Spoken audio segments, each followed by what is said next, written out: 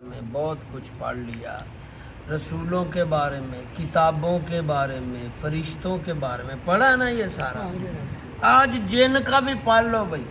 आज मुझे एक साहब कह रहे थे जिन ते भूत को लैदा परी की चीज़ है, सवाल करना ऐसे एक बाबा जिन भूत परी कहता इन्हों तो मैं डिफाइंड करो की भला है।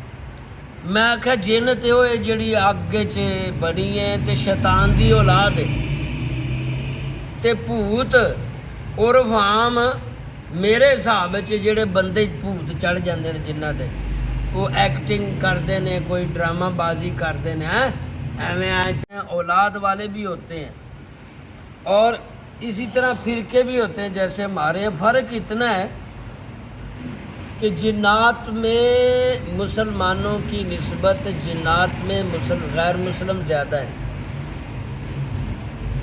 इंसानों में जो मुसलमानों की तादाद है ना, जिन्नात में उस हिसाब से बहुत थोड़े मुसलमान हैं और इनकी उम्रें लंबी लंबी होती हैं, इनको मौत भी आती है। बाज़ तो सहाबी के दर्जे पर भी बहस है। तो बाहर क्या जिन्नात का वजूद बरहक है, अल्लाह ने उन्हें आग से बनाया है और जिस तरह फरिश्तों में ये क़ुव्वत रखी है कि वो चेंज हो जाते हैं, हवा जानवर इंसान किसी भी शक्ल माहियत में वो बदल जाते हैं, इस तरह जिन्नात में भी ये ताकत रखी है कि वो हवा बन के अंदर घुस जाएं, इंसान बन के, हाँ जी, किसी और शक्ल में बाबा बन जाएं।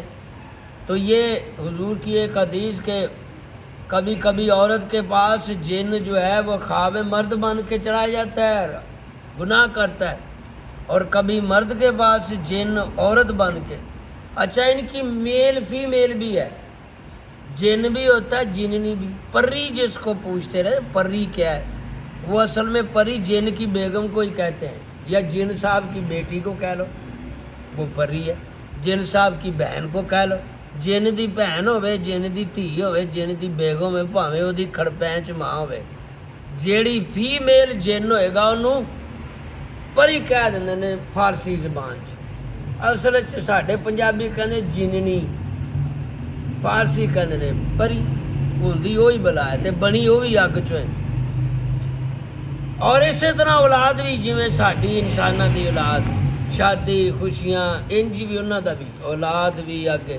असल च मसला ये होया कि जदों अल्लाह ने बारगाह विचों कढ़िया ते शैतान आख्या दो गल्लां तीन मेरियां जनाब पूरी करो, मैनू कढ़ ते दिता, रांदा ते गया। नंबर 1 क़यामत तक मैनू मोहलत दिओ कि मैं जो मर्जी करा। ज़ाहिर फरिश्तियां नू क़यामत नू मौत आनी ना, ते जिन जिहड़ा असली शैतान है उन्होंने भी क़यामत वाले दिन ही मौत आनी। लंबी उम्र दो मेरी अगे जिन्नी दूजी गल भी जिन्नी आदम की औलाद होवे मेरी भी होवे, ताकि हुण बाद मुहद्दिस आंदे ने भी जिन्नात की तादाद इंसानां नाल भी ज़्यादा है। कई बारी 2-2 3-3 जिन भी घेर लेंदे ने। साडा ब्रिगेडियर रिटायर हुण ते फौत हो गया आजम खान दा हुंदा ही अक्सर, कहंदा जी मेरे ते जिन नहीं रोज़ ही भन्न तोड़ जाती है, रात नूं भन्न तोड़। बीवी भी उहदी नाल ही मैं आप वेखनी, बड़े बड़े केस ने। बहरहाल जिन्नात कोलों भी पनाह मंगया करो। औज़ु बिल्लाहि मिनश शैतानिर रजीम, ला हौला वला कुव्वता इल्ला बिल्लाहिल अली। ऐ पढ़ लो। ते भूत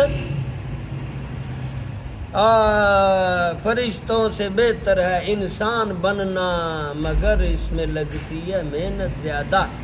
उंज ते भूत भावें जिन्हां नूं भी कह लैंदे, लेकिन इंसानां विच जिहड़े भूत ने वो डांगां नाल ठीक होंदे ने। वो साढ़े एक बजुर्ग कढ़दे हुंदे ने जिन, मैं वैसे कढ़दा नहीं, मैं तो उंज ही नफी इसबात पढ़ना तो आप ही जिन भज जाता है। मेरे कमरे च नहीं जिन वड़दा, जिहदे जिन पिछा ही खलो जाता। अगर नफी इसबात इन्नी क पढ़ी दी है, ईमानदारी हलार रोजी वो पिछा ही खलो भज भुज जाते हैं।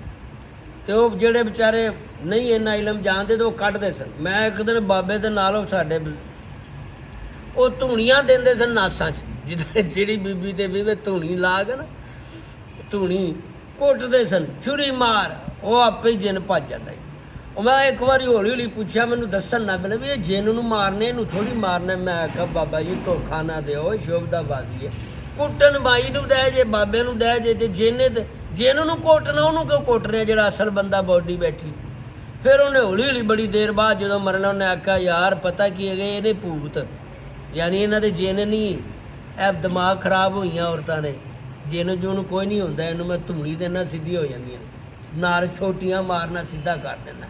ਇੰਝ ਹੀ ਜਿਹੜੇ ਉਖੜੇ ਥੁਖੜੇ ਕੰਮੋਂ ਘਬਰਾਏ ਹੁੰਦੇ ਨੇ ਨਾ, ਬਹਾਨੇ ਪਾ ਕੇ ਜੇ ਮੈਨੂੰ ਦੌਰਾ ਪੈ ਗਿਆ ਤੇ ਜਿੰਨ ਪੈ ਗਿਆ, ਫਿਰ ਉਹਨੂੰ ਮੈਂ ਇਹ ਧੂਣੀਆਂ ਤੇ ਗਰਮ ਗਰਮ ਚੀਜ਼ਾਂ ਤੇ ਇੰਝ ਨਾਖਣ ਇੰਝ ਕੱਟਦਾ ਤੇ ਫਿਰ ਜਿੰਨ ਭੱਜ ਪਏ। ਇਹ ਭੂਤ ਇੰਝ ਨਿਕਲਦੇ ਹਾਂਜੀ, ਉਹ ਕੱਢਦੇ ਸਨ। ਤੇ ਮੈਂ ਤੇ ਭਾਈ ਭੂਤ ਨਹੀਂ ਕੱਢਦਾ, ਲੇਕਿਨ ਅੱਜ ਕੱਲ੍ਹ ਇੱਕ ਦੋ ਭੂਤ ਮੇਰੇ ਸੱਜੇ ਖੱਬੇ ਨੇ, ਮੈਂ ਸੋਚ ਰਿਹਾ ਕਿ ਕੱਢ ਹੀ ਲਵਾਂ। ਅੱਲਾ ਬਚਾਵੇ ਜਿੰਨ ਕੋਲੋਂ ਵੀ ਤੇ ਭੂਤ ਕੋਲੋਂ ਵੀ। ਅੱਲਾ ਮਸੱਲੇ ਲਾ ਇਮਾਨ ਮੁਸਤਕ।